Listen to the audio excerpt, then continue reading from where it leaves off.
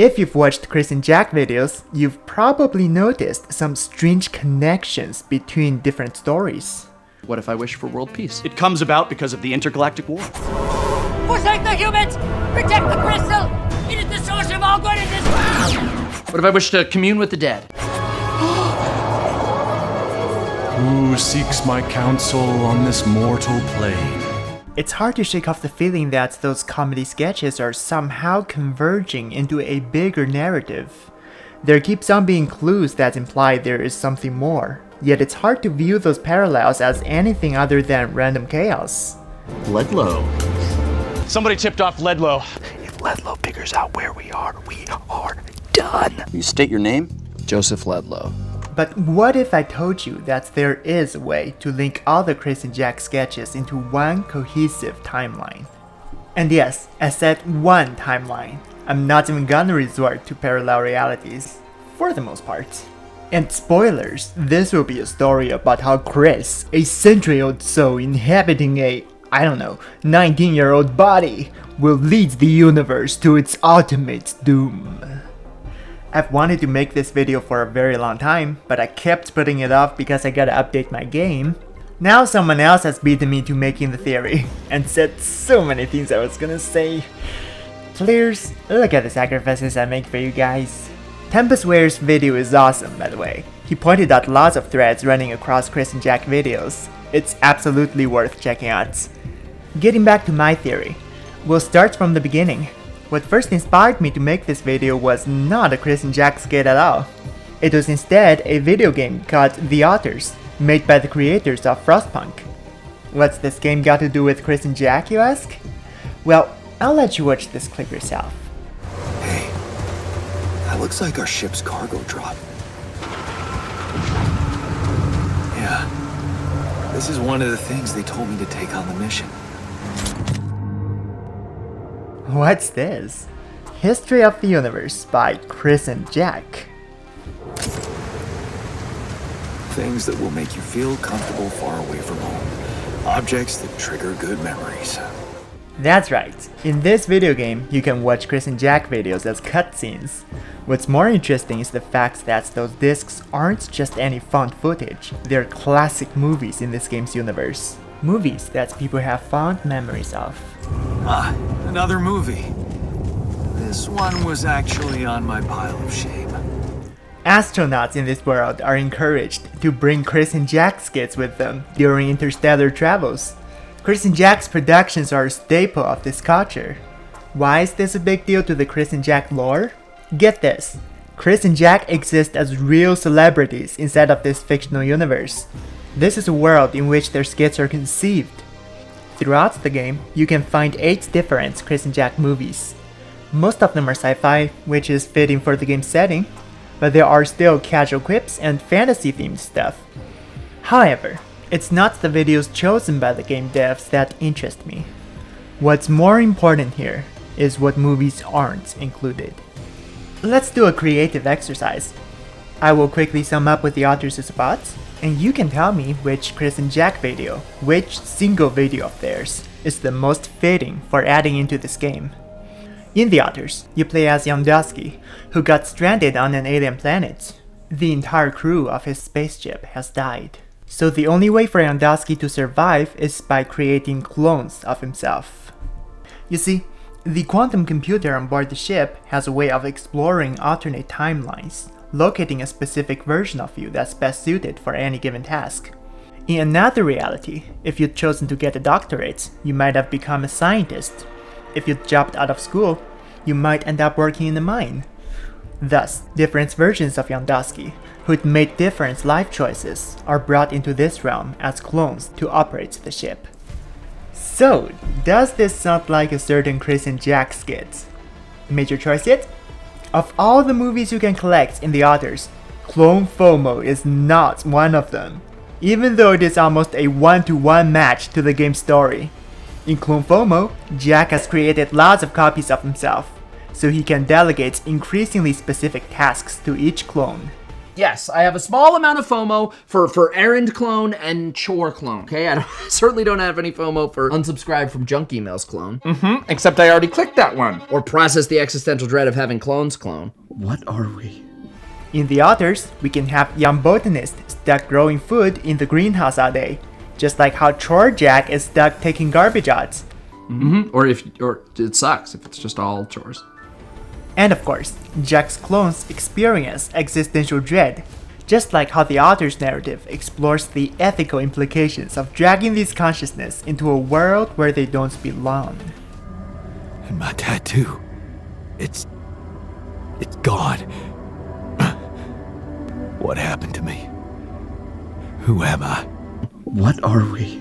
Clone FOMO is extremely fitting for the game on a meta level, both thematically and story-wise. A lot of people have echoed my sentiments.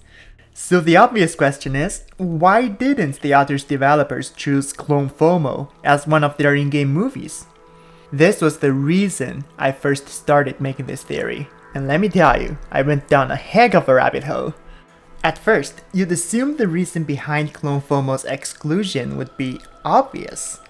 A skit as specifically fitting as Clone FOMO must have been made after the others came out, right? Or perhaps the skit wasn't finished in time to make it into the game. But the reality is, Clone FOMO sat right in the middle of a whole cluster of skits that got chosen for the game. Okay, maybe the game devs only wanted to license the most popular Chris and Jack sketches. But nope again. The selection of included skits seem random. Some of them are popular, but quite a few are relatively unknown. So just why? Maybe there is something fundamentally different about Clone FOMO. Something that distinguishes it from the other skits. Take a listen at the 8 skits in the game, and tell me if you notice a commonality across all of them. A mysterious old clone made Michael live as Paul, and Paul as Michael. Hey, Dad. Sherman, you're up. This is my partner, Gunner. Please, Phil, hurry! Hi, my name is David Peterson. I was abducted by aliens. Hey, I'm Zenix. This is Phil. Trust me, Greg. Your full name. Peter Randolph Thompson. In those in-game movies, Chris and Jack are never explicitly referred to as Chris and Jack. That would make sense, considering those videos are real movies in this world, while Chris and Jack are actors for the movies. Like in Titanic, this is not Leonardo DiCaprio, this is Jack. And this is not Chris Hemsworth, this is Thor. Of course, in a beloved classic film like Future Ex-Girlfriend, the protagonist's name would be Phil and not Jack De Sena, the actor. Now let's look back at Clone FOMO. Sorry, Chore Jack. Apparently, Prime Jack wants to tag along on my errands. You want to join Errand Jack? I'm actually a clone. That's the real Chris, and I'm the clone that says dumb things. This is why Clone FOMO couldn't have been a movie here.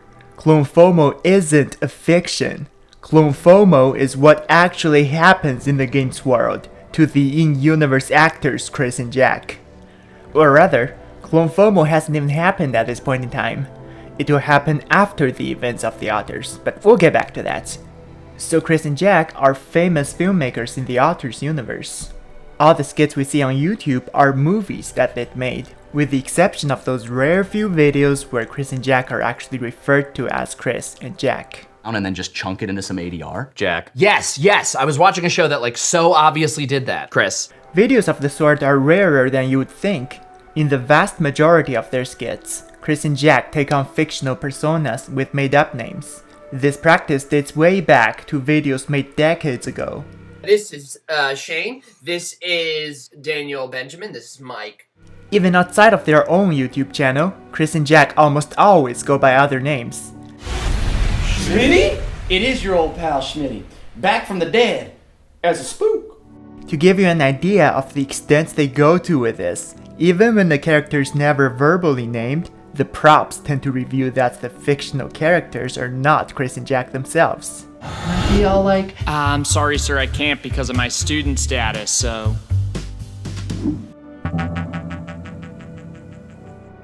By extension, could we reasonably assume that whenever Chris and Jack actually play as Chris and Jack in a video, said video is in fact portraying real life.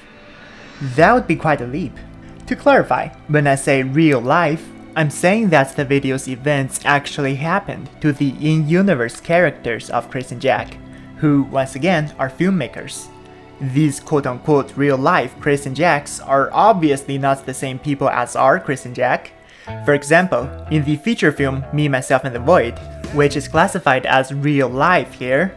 Welcome to the stage, Jack Dennis. My actual friend Chris, everybody.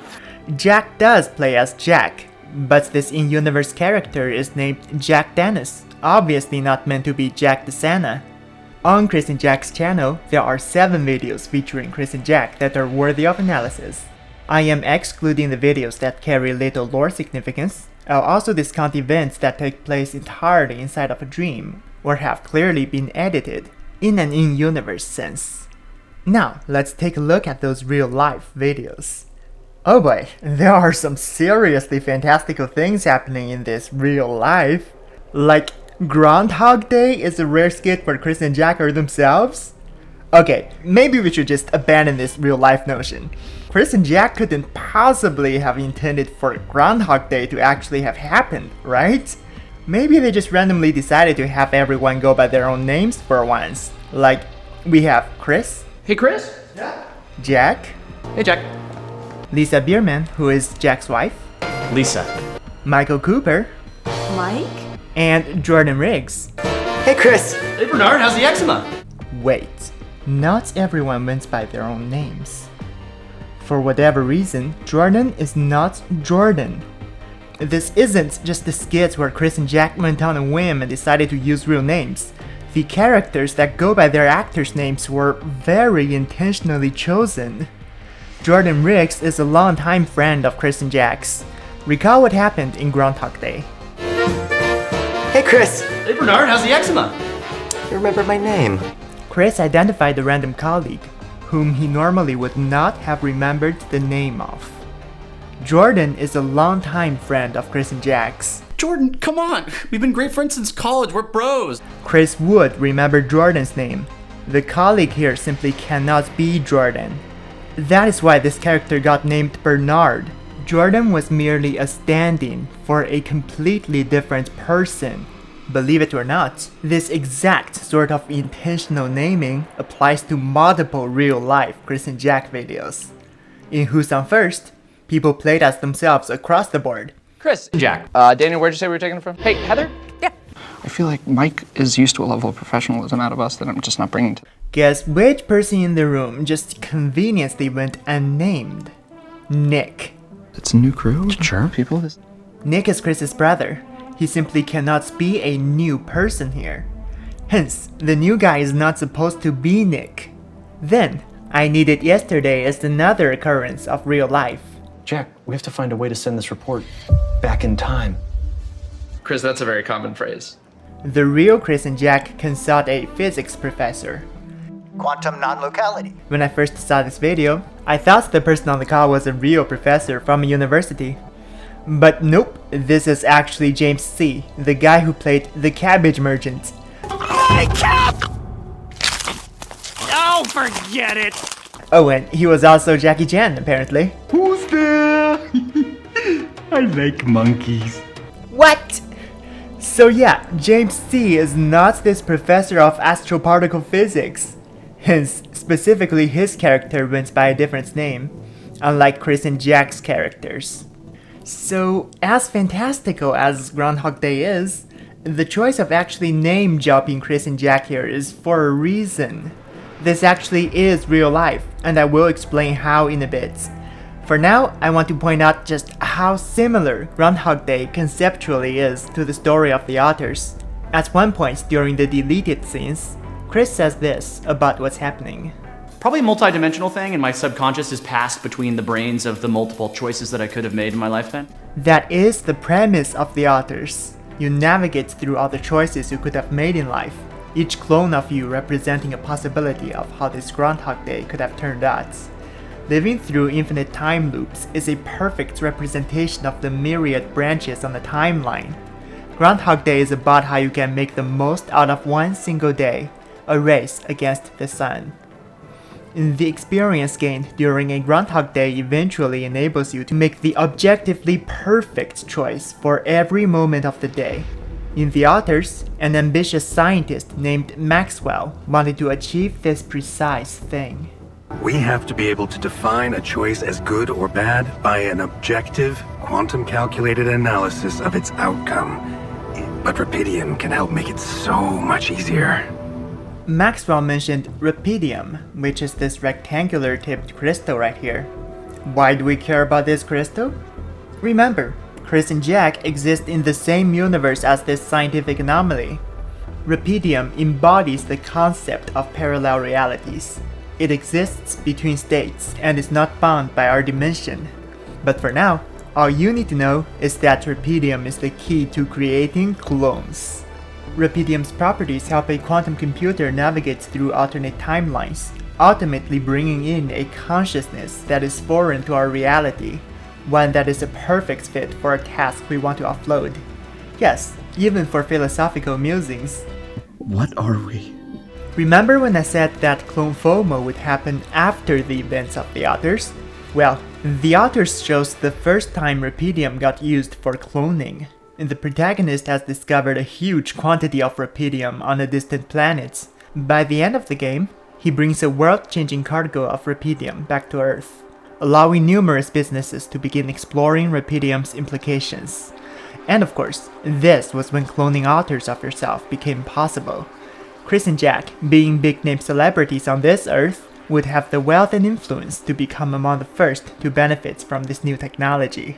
Maybe I was so focused on spending all my family fortune on that controversial cloning process to create adult clones of myself to handle all my responsibilities. Notice when Jack mentioned his family fortune, he looked at Chris. On spending all my family fortune on that controversial cloning process. And this implies that Jack's wealth mostly came from his partnership with Chris as a filmmaking duo.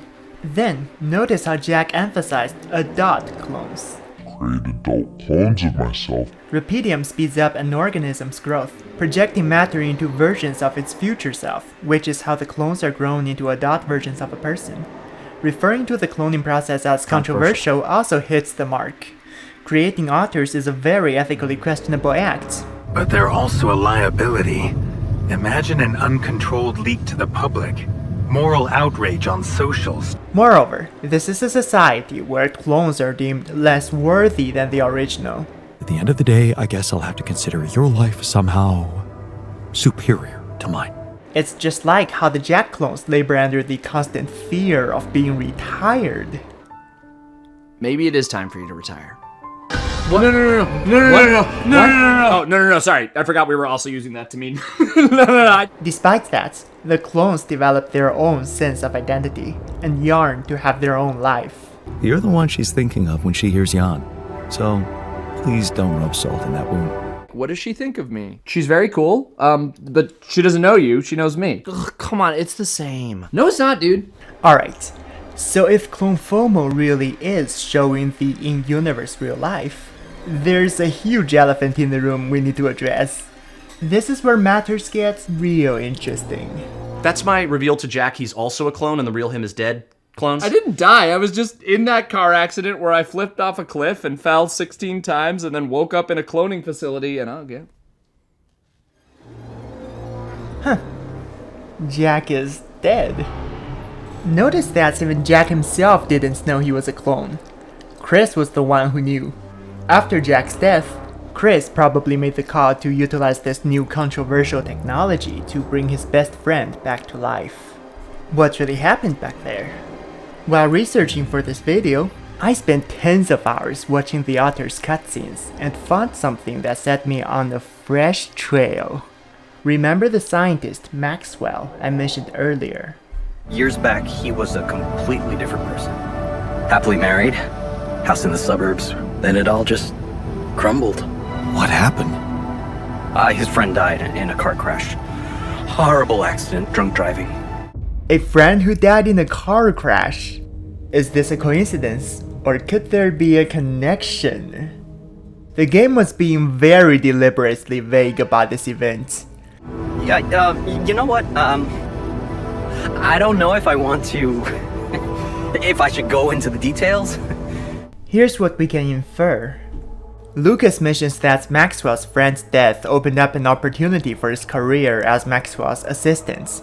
If it weren't for that horrible accident and Maxwell's loss, I would probably have had a much more miserable life.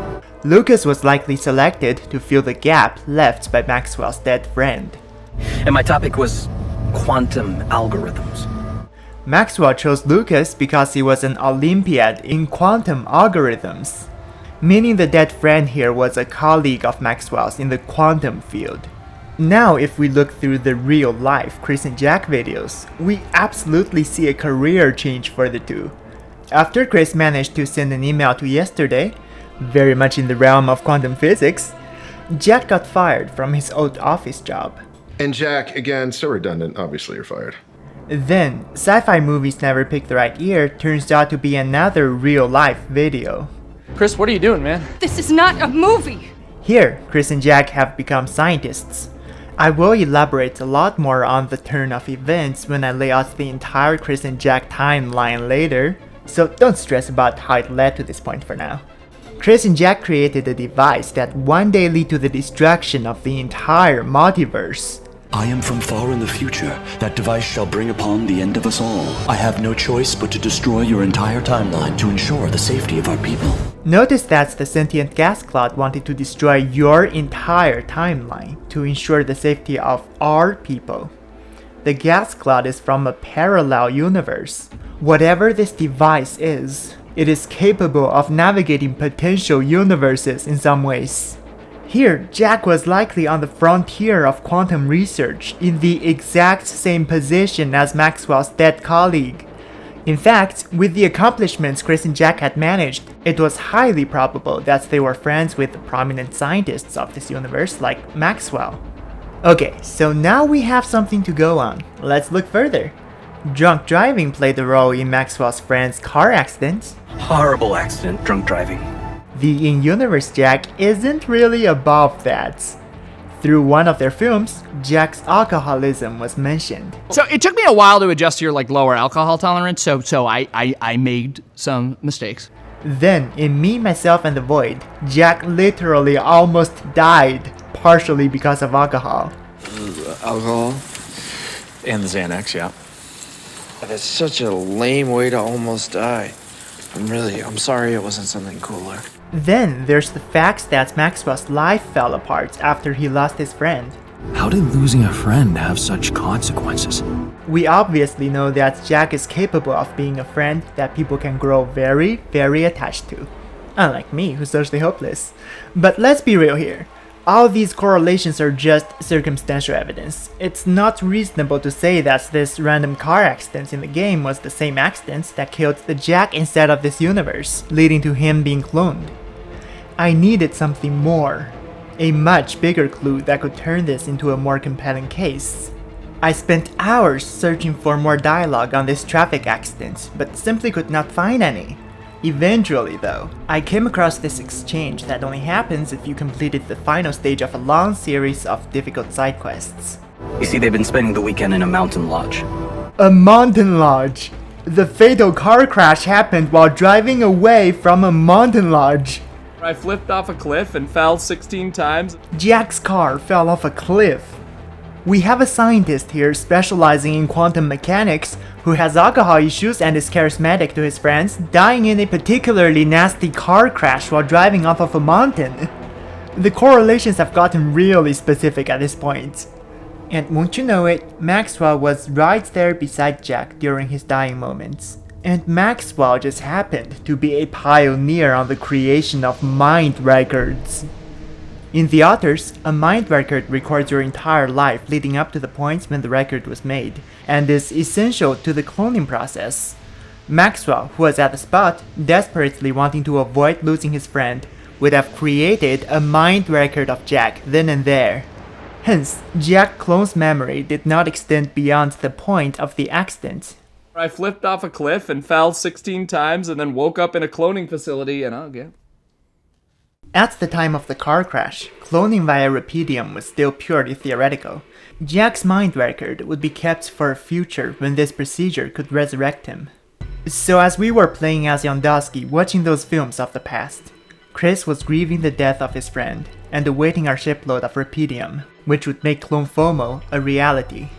Okay, every detail of Clone FOMO fits the game's lore. We can shift our focus to the bigger picture now. I'd promised you a comprehensive timeline, and here it is. That friend you haven't seen since high school must come first in the Chris and Jack chronology. It begins on Chris's 15th birthday. It was Chris's 15th birthday when he wished to be invisible. Alright, hold on. How does Chris keep getting all kinds of magical experiences? There's the Groundhog Day and this? Well, keep in mind that Chris wished to be invisible. The keyword here being that this was his wish. That will be important, we'll come back to this later. Being invisible granted Chris unlimited opportunities to cultivate his interest in science. He had infiltrated secret facilities and even been on space shuttles. Poke around secret government facilities, like ride space shuttles. The experience no doubt preceded his eventual scientific accomplishments. On the other hand, spending his formative years invisible to everyone around him caused Chris a lot of difficulties, socially speaking. It's like a lot of me time. I feel like everybody kind of needs that, right? Like in their 20s especially, like it's good to... Yeah. Feeling left out, he became emotionally clingy, attending to every event in his friends' lives so he wouldn't feel missed out. We had this crazy night. Oh, I remember. Well, half remember. That was crazy, man. I got so drunk. Have you been just like hanging out around town since? This ended up developing into a possessiveness over his best friend, Jack.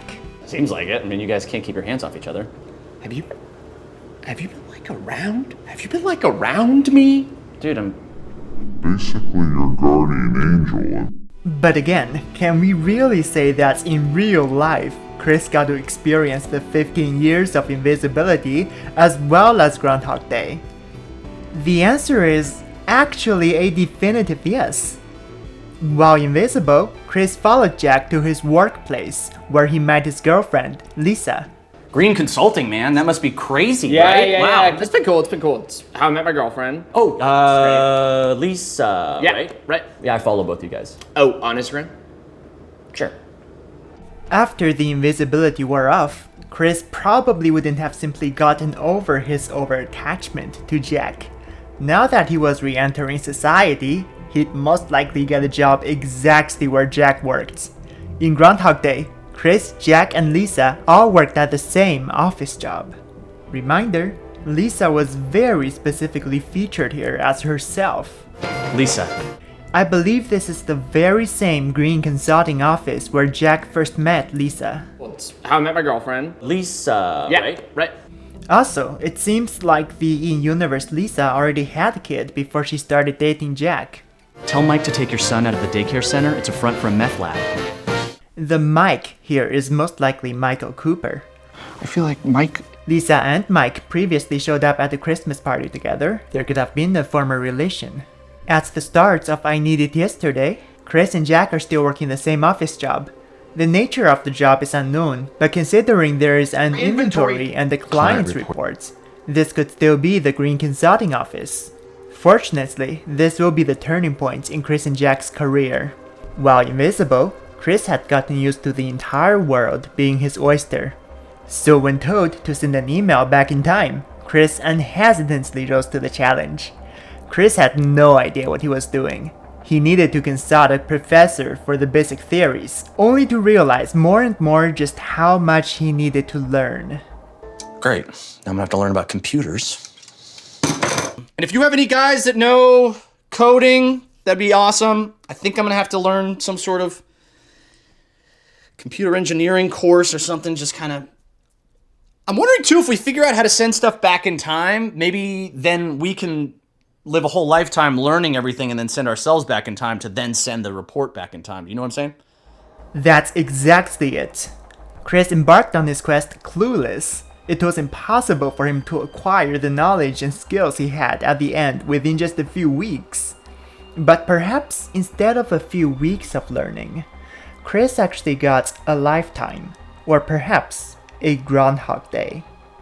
time traveling stuffs can get complicated, so I need to give you some explanations here. The particular technology Chris ended up inventing was only capable of navigating a fixed timeline. I'll let Michael explain this part. The fixed timeline is when you can go back in time. A new timeline doesn't start, but you can't interfere because usually through some excellent writing or magic, everything you do just causes what was always fated to happen. Some examples of that are found in The Terminator, Harry Potter and the Prisoner of Azkaban. Essentially, objects that Chris sent back to the past would lead to circular cause and effects. This timeline never branched out and always managed to preserve its course. Think about how the email Chris sent back to yesterday had in fact been in his boss's inbox all along. Oh, yeah. No, I saw it in my email after you left my office. It was in the mix of the ones I hadn't gotten to yet from the day before. I got it that specific yesterday. Yeah, let's send an email to me explaining this all as a heads up. Great. I did receive that and I kind of ignored it, but yeah. Marked urgent, it was marked urgent. Okay. So yeah. Right, not a bit. This is not a bit. Which was in the original? It was in the email, yeah. Closed loop, man. So yes, like Chris said, the events here are a loop. Future Chris could realize that his past self stood no chance at solving the time travel puzzle. He'd sent something back in time that granted his past self an entire lifetime to learn about quantum mechanics. The past Chris would then become equipped to figure out time travel, which was what later enabled him to help his past self in the first place. So yes, like Chris said, the events here are a loop. Future Chris would one day manage to send back in time a gadget that put his past self into a time loop. It is precisely what the past Chris needed. At first, Chris was in way over his head. Then one Thursday at 8:34, Chris realized that he was living out the same day. During this time, Chris became a skilled entertainer. This would eventually shape him into the renowned film director in the authors. Oh, and Chris also stalked Jack some more. Have you figured out any good, office secrets? Your parents aren't your biological parents? Yep, checks out with me, myself, and the void. Mom and I were more than happy to help out with the deposit. Those do not look like his biological parents. Most importantly, Groundhog Day presented the ultimate learning opportunity. If we figure out how to send stuff back in time, maybe then we can live a whole lifetime learning everything. How many days has it been? A couple mil. So yeah, Chris is like a few thousand years old. Chris memorized every book in existence. Okay, Lost World, page 261, line 31, go. You really can't see him, Dodson thought the Tyrannosaur bellowed a ferocious sound. Yeah, that's cool. His younger self had been interested in sneaking on board space shuttles, but this Chris could steal space shuttles to explore the cosmos in search of an answer. Poke around secret government facilities, ride space shuttles. Have you ever stolen a car? Car, tank, space shuttle? Chris was eventually allowed to exit the time loop when he'd fully assembled the necessary mental toolkit for sending that email, and was not a part of the toolkit. The week finally carried on in the normal time progression. By now, Chris had found out about the time police. He also knew exactly how to successfully infiltrate a highly secure facility and get his hands on the Earth's very limited supply of nonlinear crystals, or should I say, Rapidium. Recall that a nonlinear crystal was required for modifying quantum states. Someone would set up a laser device that would shoot a beam into a nonlinear crystal. Chris went to great lengths trying to acquire one. The thing is, in reality, nonlinear crystals are a common material used in optical technologies and telecommunication. They're not hard to get, and humanity has certainly not managed to manipulate time with them. The nonlinear crystal that Chris was looking for had to have been something else. It is scarce, it is clear, it is cube-shaped. It looks just like a slice of Rapidium. In the authors, Rapidium has literally been referred to as the time-traveling element. Its presence alone is associated with numerous space-time anomalies.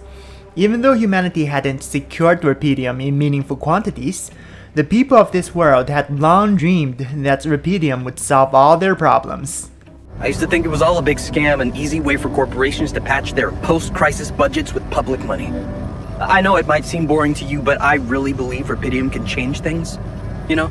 The public saw Rapidium as a symbol of limitless possibility, so much so that even in their films, Rapidium-shaped props are used to represent all forms of advanced technology. Meanwhile, a way to contain Rapidium had been developed, and Chris managed to rummage a secret storage of Rapidium on Earth. With the help of the time-traveling crystal, Chris managed to send an email to yesterday, kickstarting his career as a theoretical physicist and creating the technology that allow him to navigate time. Remember how 15-year-old Chris wished to be invisible? When he wished to be invisible. Being invisible was Chris's wish, just like how sending an email to yesterday became yet another obsession of his. Future Chris would remember the wishes he'd had during his youth and utilize the technology at hand to help out his past self. For Chris, whenever he conceived the wish would indeed come true, thanks to the future Chris. This may well be why the stories he wrote always seemed to involve wishing as a catalyst. Put the object in the machine, you make a wish. I wish I had a different life! Gotta say, a little smaller up here than I expected. Whoa, gonna be a little cramped. Gonna be tight. These are the regrets. Yep. Notice that you're kind of, floating up there now. Oh, you wish we were closer? Yeah. But exactly how did future Chris make baby Chris vanish in front of everyone right at his birthday party? When you, like, disappeared in front of everybody, right? We can only speculate based on Chris's own methods. He had hopes. He had dreams.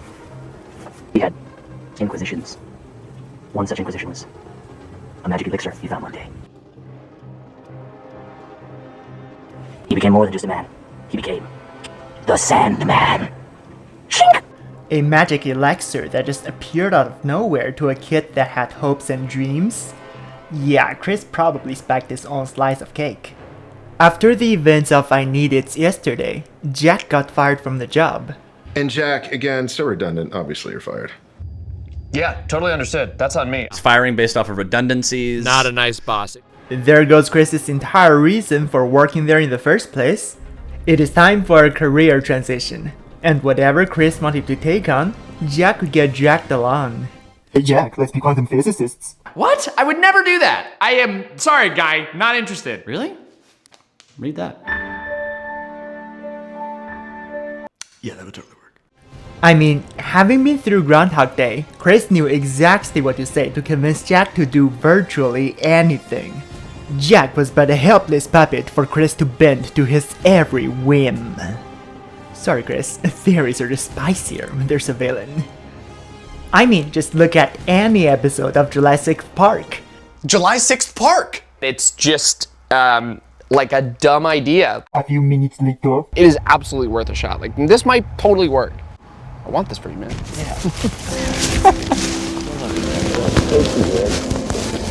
Now, I know you guys probably have some questions. Lord knows I did. Chris put his literary knowledge and entertainment skills to work, and started his directing career with Jack in Who's on First. The in-universe Chris and Jack even addressed their audience directly. Hey everybody, we're Chris and Jack.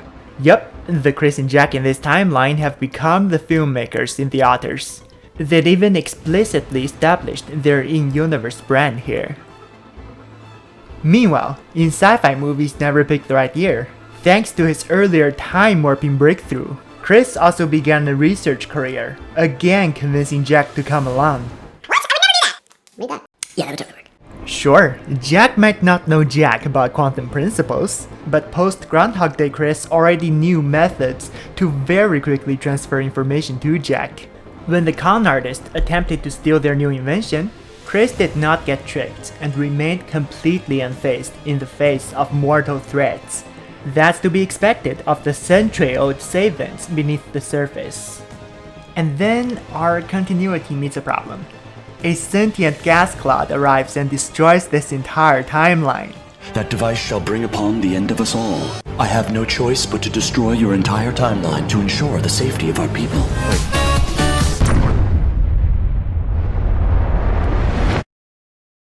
Chris was too good. His new invention posed a threat to the very fabric of reality. So the world ends. But that messes up everything. This timeline is supposed to continue. Whenever the Earth explodes in the Chris and Jack video, it's always in one of the fictional movies, not in real life. Actually, this is really a numb problem when you ponder the gas cloud's dialogue more carefully. I have no choice but to destroy your entire timeline to ensure the safety of our people. The gas cloud is from another timeline that is threatened by Chris's timeline. A fundamental game changer has been created here. Before, the technology that sent objects back in time could only create circular cause and effects on a fixed timeline, having no real effect on other timelines. The device Jack now holds interacts with dynamic timelines. The device either enables or is a precursor to a form of time travel that can create paradoxes and destroy timelines. This probably will lead to the author's quantum computer, which navigates quantum space and even allows humans to pull consciousnesses out of their perspective realities. This technological advancement is clearly seen in the vital message from your future self. I think we're in more of a paradox territory than I would have thought. I've lived on this timeline. Oh, it's the ribs. I think my ribs shrunk faster than my organs. And I'm feeling a lot of it. Like, the organs are settling now, but oh man. Here, future Chris and Jack's actions inadvertently destroyed their own timeline and proceeded to create a new timeline from this branching point. A new future you created from this very moment. See the dangers here? The gas cloud nipped Chris's timeline in the bud before the new tech could one day end the universe. But the fact that the gas cloud even knew about the devastation that awaits means that the end of all has already happened in an alternate universe. A universe where the gas cloud did not arrive at Chris's lab on this day, so that Chris's device lived on. That is where our timeline continues. While working as a quantum physicist, Jack would die in a car crash. Chris's wish to revive Jack would once again be answered when the quantum computer, stemming from Chris's invention, managed to locate and bring home an entire cargo of Rapidium. A Jack clone was born, who would go on to create more authors, seen in Clone FOMO. A vital message from your future self follows this episode, indicated by Chris and Jack's awareness of Jack clones and time travel. Oh my god, a Jack clone? Nah, it's the time travel thing this time. Oh. By an unspecified date, time travel had become a commodity for commercial use. Well, because my time machine's out of credit, so I've been borrowing yours. Many people were oblivious to the damage they were causing to the space-time continuum. Jack thought their technology still influenced timelines in a circular manner, like the old email sender would have. If I don't have the vest, then I can't become the you that comes through the portal wearing the vest to give me this, vital message that my life is doing pretty good. Future Jack was nonplussed about the paradoxes he caused. What am I risking? I don't know, all sorts of, paradox stuff. You're overthinking it, man. I submit that you are severely underthinking it. Meanwhile, clones from alternate timelines ran rampant. The second pair of future Chris and Jack were probably clones, since Chris and Jack would need to kill or retire the expendable clones and take their place. And then when you get to the future that we're from, you kill us both and then you take over. Okay. The Time Police had been wiped out after their face-off against Chris, and no one could save this twisted timeline from its ultimate demise. That has been the timeline of skits featuring the in-universe Chris and Jack. But just because we're deeming these selected few skits as real life, doesn't mean other skits don't have their significance. After all the other skits are movies made by the in-universe directors Chris and Jack. An artist's work often draws from his personal experience and reflects his inner state. For example, Deja Vu features a fate fixer, who is clearly inspired by Chris's confrontation against the Time Police, who disappeared in the nick of time. The Chester Show matches Jack's privacy being intruded by Invisible Chris. I'm just reeling from the shock that people have been watching me eat and sleep and all that sex stuff. Right. I'm just having a lot of things sort of weirdly recontextualized right now. Dude. A lot of very private, personal moments that are feeling very different. Quick thing I noticed while I'm editing this video, they even wore the same clothes for these. Oh my word. Direct correlation, you guys.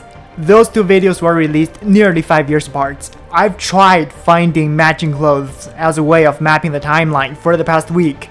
I'm telling you, this is not normal. Ching! True friendship, of course, corresponds to Jack marrying Lisa. Because you're in a relationship, you get to double up on best friending when I only have you. When I'm pouring all my love into this one thing. Well, dude, you were there for each other no matter what, number one. Then, the digital afterlife mirrors the in-universe reality, where Jack De Sena is preserved by having his consciousness saved on a hard drive or mind record to be awakened in the future. Well, I died like 3 seconds ago. Defibrillate me and send me back. Oh, you've actually been dead for a couple hundred years. We're only now activating you after all of the lawsuits have been thrown out. In The Secret Weakness, Chris is all-powerful and simply refuses to let Jack die. Yeah. So you don't want to hang out? I don't want to hang out. Cool, I'll let you die for just a little bit, but I'll maybe come back and, just to hang out. I do not like this. What? I don't like I'll let you die for a little while. This is very uncomfortable. I'll never let go, Jack. Aside from these, there are a few recurring motifs that have been bothering me. For instance, a lot of Chris and Jack skits would suddenly, out of nowhere, mention a random girl. Then, just as abruptly, the story would move on, completely forgetting about the girl as if she was never brought up. You remember what happened to Donna? I love you too, both of you. You and my wife, whose heart you have. Sheila Duncan is your mother. What if I wished that Emmy loved me? Cindy, this is Mike. You release her, right? Where is she? She's somewhere safe. For now. Then, many characters get trapped in a sort of perpetual in-between world. David, the test doesn't matter. The test is a metaphor. This is the in-between world.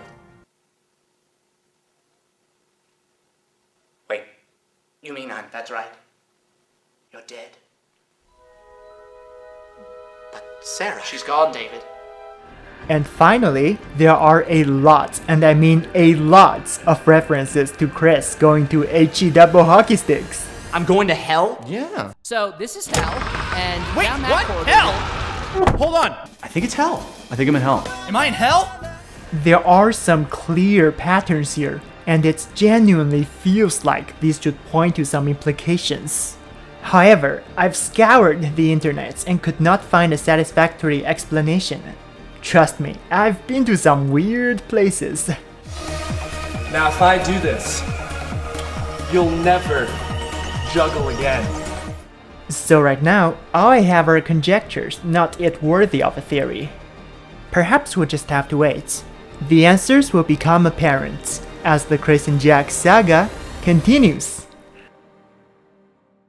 That's kind of what's going on here. I also, in my heart of hearts, I believe that Wormhole Monocle, Chris and Jack went on to found July 6th Park. That's the sequel we've already...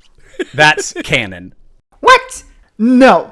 Ignore the literal creators of the show. That would make no sense from a lore standpoint. That's a clone. That's a clone that lies.